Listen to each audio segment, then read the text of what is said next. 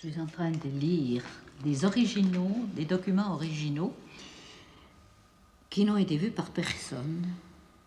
Personne ne les a classés. Et c'est la propriétaire de ces archives qui m'a demandé de faire ce classement, ce qui me réjouit particulièrement parce qu'il s'agit d'actes forésiens, mais en même temps d'actes qui sont du XIIIe siècle. Ces actes sur lesquels nous avons tellement peiné, sur lesquels on a tellement travaillé et qui nous permettent de savoir ce qui se passait en forêt à cette époque. Alors en particulier, un acte comme celui-ci, qui est de 1252, nous permet de comprendre le mécanisme qui a permis tardivement à tout le système seigneurial de se parfaire et de s'installer dans les coins où il ne l'était pas. Nous n'avons pas en forêt d'actes antérieurs à l'an 1000, très peu. Je peux dire que je suis forésienne, je ne sais pas, à 200%, puisque la famille de papa, 1368 le premier, la famille de ma mère, 1388, ici même. Et ma mère était née en 1885 dans le moulin où le premier de la famille est cité en 1388. Alors on a l'impression, ça vous donne une impression d'être accroché à la terre. J'ai des cousins partout. Si je gratte tout le monde, nous sommes tous cousins. Et je connais les gens du Moyen-Âge aussi bien que je connais les gens qui vivent en 1986. Il n'y a pas d'interruption entre les vieux du XIIe siècle ou du XIIIe siècle et ceux qui vivent maintenant. Vous êtes réunis dans l'église, il ne faut pas vous étonner. Parce que c'est un des grands rôles de l'église au Moyen-Âge, de venir en aide à ceux qui sont sur la route. Il y a des auberges au Moyen-Âge, des endroits où on peut manger, si vous voulez, mais il n'y a pas d'hôtel. Pas d'hôtel au sens où nous l'entendons. On ne peut pas coucher. Il n'y a pas d'hôtel. Alors si on a un cousin ou un tonton, on va coucher chez lui. Mais quand on est sur la route et qu'on est en voyage, il n'y a qu'un endroit où on est accueilli, c'est l'église.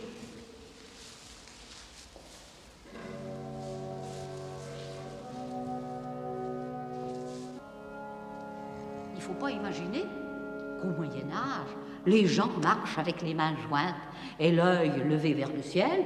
Le ciel, c'est bien joli, mais au Moyen-Âge, on a les pieds sur la terre. On est paysans. Et on aime bien les farces. Vous savez bien hein, combien les paysans et les ruraux en général, on aime se raconter les histoires du village.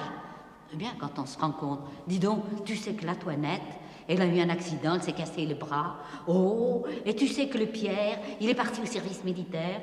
Et le petit de la Jeannette, tu sais qu'il a eu les oreillons. C'est le genre de choses que nous aimons dire. C'est les bruits du village. Et ça, nous le faisons encore maintenant. Eh bien, au Moyen-Âge, on aimait beaucoup ce genre d'histoire, comme on aimait énormément se faire des farces. On reconnaît, je ne sais pas, il y a un frémissement intérieur qui vous dit, ça n'a pas changé. Les gens de la campagne sont comme ils étaient il y a 700 ans ou 800 ans. Les paysans de Pommiers en 1260, les paysans de Pommiers maintenant, c'est la même chose. Les vêtements ont pu changer. Pas l'âme, pas l'esprit, pas ce qui fait la vérité profonde des gens. Et surtout, il y a une chose qui est encore plus étonnante. À cette époque-là, aux environs de l'an 1000, les actes ne sont jamais datés de l'an 1, de l'an 10, de l'an 1000. Les actes sont datés par référence aux années de la papauté. C'est la 13e année du pape Innocent II, etc. Donc, les gens du peuple, mes grands-pères, qui ne savaient pas lire, ne risquaient pas de savoir qu'on était en l'an 1000 et qu'on a eu peur parce qu'on a cru à la fin du monde. Alors tous ces étangs-là, ils datent du Moyen-Âge et on avait besoin au Moyen-Âge d'énormément de poissons. Mais la pêche se passait exactement comme ça. Oui. On a les textes. Mais sans filet quand même. On mettait pas de filet, mais on puisait avec les épuisettes. Voilà. Ils avaient quand même des tramaillets. Hein. Oui. Ils avaient des tramaillets, mais au lieu d'avoir les filets comme ça, ils mettaient ce qu'ils appelaient des passières. Le carême, la banque. c'était vraiment absolument sans viande. Et puis comme il n'y avait pas du tout de légumes, ou très peu, en dehors des choux, des raves et des pois, alors on mangeait de la viande, si, beaucoup au Moyen-Âge. Mais ça remplaçait pendant les périodes de maigre. Alors des poissons. En même temps, ça a été une source de richesse pour tous ceux qui avaient des étangs. L'étang appartient jamais à un paysan. Oui. C'est simplement à partir de 1450 que quelques paysans, nos grands-pères, aussi dégourdis que les autres, ont créé des étangs. D'abord, c'était une joie. Bien sûr, c'était la fête. C'est la fête comme ça. C'était comme la batteuse, comme le cochon, etc. Comme ça l'est encore, comme ça l'a été. Oh, ça l'est plus maintenant. Ça l'est beaucoup. Moi, c'est devenu tout à fait industriel. Exactement. Au XIIe ou XIIIe siècle, l'étang appartient toujours à un seigneur important. Soit le comte de Forêt, pratiquement, il a fait le trust des étangs. En commençant par cela, tous les étangs du Bois-sur-Ie, et ensuite en continuant avec les étangs du Roi, oui, qui s'appelaient en réalité les étangs du Rouet, c'est-à-dire les étangs du Moulin. Ceux qui prenaient la garde ici étaient des hommes d'armes chevronnés. Il fallait qu'ils connaissent bien l'art de la guerre si jamais ils étaient attaqués. Il ne s'agissait donc pas de paysans qui montaient sur la forteresse. Aucun paysan au Moyen-Âge ne fait la guerre. Le paysan est un homme qui est paisible, qui ne part jamais à la guerre et qui sait que c'est son seigneur, c'est-à-dire le chef d'État, et les hommes d'armes, les chevaliers et les donzos qui vont faire la guerre. Et on imagine très bien ce que devait être la vie dans cette forteresse quand il y avait 100 ou 150 personnes entassées là avec les bêtes pour se mettre à l'abri des coups de main des pillards. Le droit de cuissage, ça n'a rien à voir avec la cuisse de la demoiselle, hein, ni même avec les deux. Le droit de cuissage, c'est le droit de la cuisson du pain. Alors, chez nous, comme partout, on disait que quand on faisait cuire les tourtes de pain, les grosses miches de pain, qui pesaient 12 kilos autrefois, des très gros pains, on payait un droit quand on utilisait un four qui n'était pas le four qu'on avait chez soi, qui était le four du hameau, le four du village. On payait un droit, ça se comprend d'ailleurs, et c'était ce droit de, nous dirions, de cuisage du pain, mais au Moyen-Âge, on disait cuissage, c'était ça le droit de cuissage. Et puis dans les livres d'histoire, bon, on a tortillé ça de façon à en faire quelque chose qui fait bien rire le monde, ce qui est complètement idiot. Vous trouvez jamais un seigneur qui a l'idée tordue d'aller coucher avec toutes les filles de son village. Vous imaginez, s'il en mariait 7 le samedi, dans quel état est-ce qu'il aurait été le dimanche matin? Vous essayez de comprendre ce genre de choses. Jamais. Mais vous savez, c'est exactement comme tout ce qu'on a pu raconter. Le seigneur qui faisait battre l'eau des étangs pour que les grenouilles ne chantent pas, parce que ça troublait son sommeil. Ce sont des choses qui sont absolument farfelues. Au Moyen-Âge, on n'avait pas le verbe aimer en patois. Si, on aimait le bacon, c'est-à-dire le lard, on aimait les pois ou on aimait les poireaux, mais on n'aimait pas sa femme. On ne le disait jamais. L'idéal, on le voit transparaître à travers les termes dont on se servait. Il fallait qu'une femme ait, comme nous disions, je vous demande pardon, un bon paire de cul, je pense que vous comprenez ce que ça veut dire, un bon paire de estomacs, vous comprenez aussi, qu'elle ait des bons bras, bien gros, bien rouges si possible, pour qu'elle soit bien plantée. C'était ça qui était une belle fille. Et de même, pour un garçon, on exigeait les mêmes qualités. Et on parlait des choses sexuelles, excusez-moi aussi, avec une grande liberté. On croyait en Dieu de toute son âme. Ça, véritablement, on ne peut pas comprendre le Moyen-Âge si on ne sait pas ça. On croyait en Dieu, mais on n'était pas bigot. On traitait les saints avec beaucoup de familiarité. On traitait Dieu avec familiarité. On traitait le diable avec familiarité, quoique avec révérence pour ce qui concerne Dieu. Mais on n'était pas, comment dirais-je, entortillé dans de la bigoterie. Il n'en est pas question.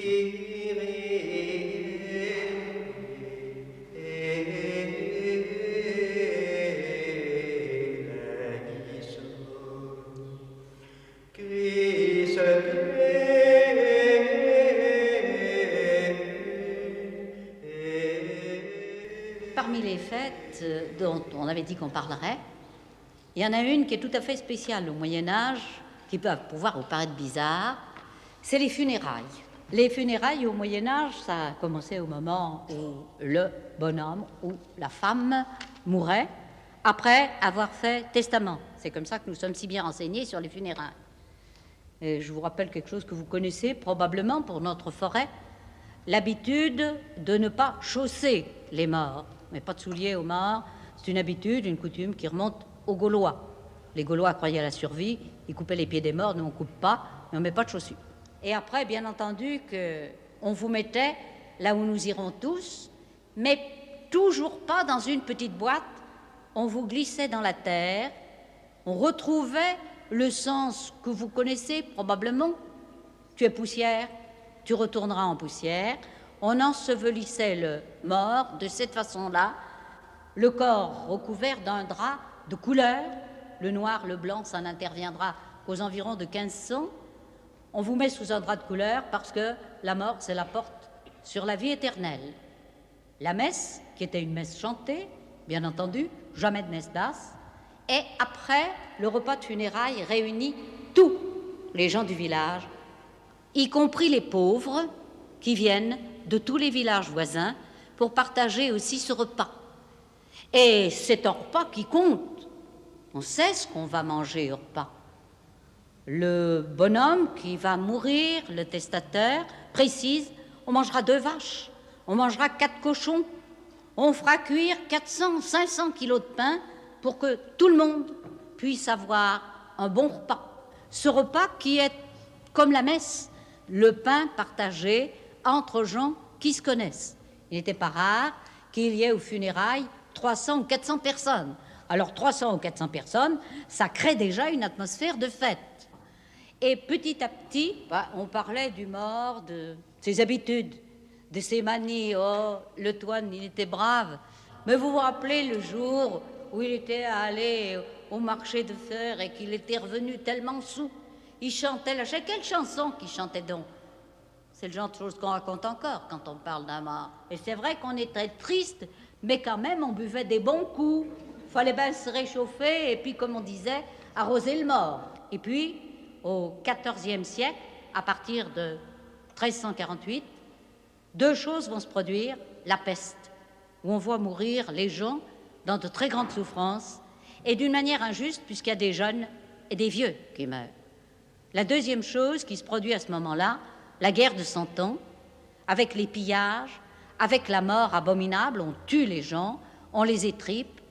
Les gens commencent à se représenter la mort, non pas la journée de travail qui est finie, mais les souffrances qui accompagnent la mort, et le sens de la mort va changer.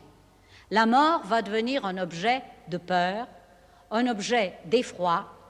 C'est l'époque où on va commencer à représenter dans les églises, non pas le paradis qui nous attend tous, rappelez-vous notre père Abraham qui nous reçoit dans son tablier, mais au contraire, on va représenter la mort sous son aspect non pas de squelette, mais de cadavre. Ce sont les danses des morts, comme à la Chaise-Dieu, rappelez-vous, vous l'avez vu à la Chaise-Dieu, comme également à Enza, où on voit la rencontre des morts et des vifs, et c'est ce qui va préparer aux grandes idées de la Renaissance. Rappelez-vous aussi, cueillez, cueillez votre jeunesse, comme à cette fleur, la vieillesse fera ternir votre beauté. On commence à s'intéresser à la vie pour elle-même, et non pas, comme au Moyen-Âge, la vie qui vous prépare à la vie éternelle.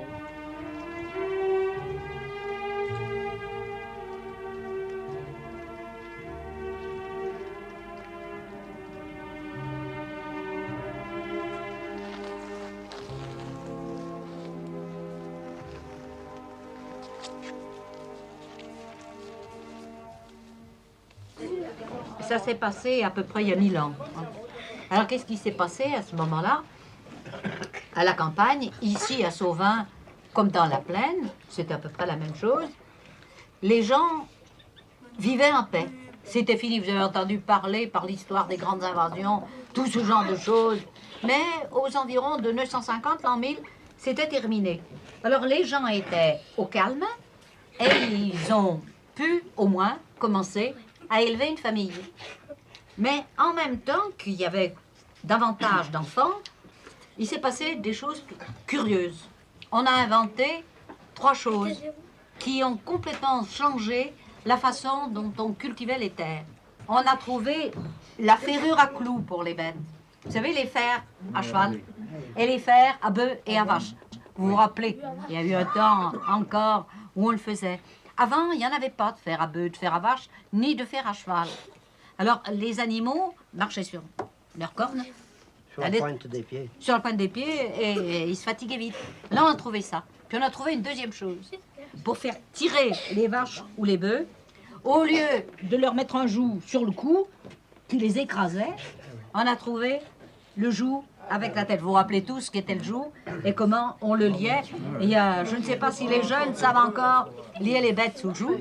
Alors c'est la deuxième chose, et vous en avez toujours ici, pour les bois surtout, hein, sans doute tout. Et puis la troisième chose, ça a été pour les gens qui avaient un cheval, le collier d'épaule pour le cheval, qui permettait au cheval de tirer. Avant, c'était un collier qui était comme mon foulard. Alors quand le cheval tirait, ça l'étranglait, il pouvait travailler très peu et pas très vite. Alors ces 3 découvertes, ça fait qu'on a travaillé bien plus vite et qu'on a voulu installer les nouveaux ménages sur des terres nouvelles. Oui, alors depuis les environs de l'an 1000, hein, vraiment les paysans possédaient leurs terres, ils étaient propriétaires. Et je vous ai dit aussi, on la léguait cette terre à ses héritiers. Et comme je suis une vieille folle, ça vous me connaissez depuis assez longtemps, vous savez, j'ai beaucoup travaillé justement sur les testaments du Moyen-Âge. Parce que nous sommes ici une province qui a gardé beaucoup de testaments. 6500 pour tout le Forêt, entre 1200 et 1453. Pour vous donner une idée, je suis bien contente de le lire aujourd'hui. À Paris, ils en ont gardé 70 seulement. Nous, 6500, c'est autre chose. Et ça permet, bien entendu, de savoir comment les gens mouraient et comment les gens vivaient. Parce que le notaire, c'était en général le curé du coin. Et au moment où le bonhomme faisait son testament, ou la bonne femme, le curé prenait dans ses mains une hostie, qui était une hostie consacrée, et il la levait devant le visage du mourant. Si bien qu'en faisant son testament, celui qui mourait ne pouvait pas désavantager un enfant par rapport à un autre.